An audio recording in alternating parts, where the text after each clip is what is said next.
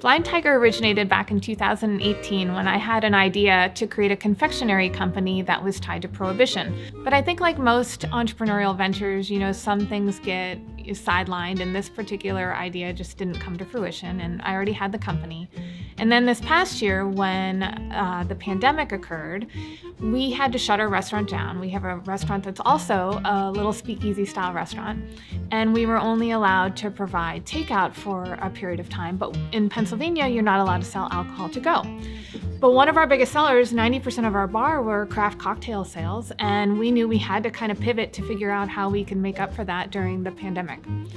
So our team came up with non-alcoholic versions of classic cocktails, and we started selling those to go. And they were such a hit that I thought, maybe this is something we can capitalize on in the company that I developed several years earlier.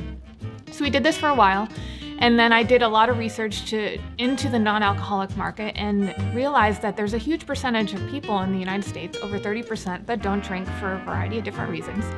And I figured this might be a really interesting way to kind of pivot into this and see if we can't make something that we can actually go out and sell beyond our own doors. So we studied some of the classic cocktails, and we originally came up with 5 cocktails that were inspired by Prohibition: the Bee's Knees, the Ward 8, the Sidecar, Southside, and the Bacardi.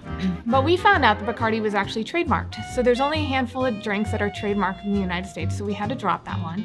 And what we did is, instead of having the spirit, we have particular ingredients that mimic the flavors of the spirit. So in a couple of the cocktails, there's gin, but instead of gin, we have juniper berries.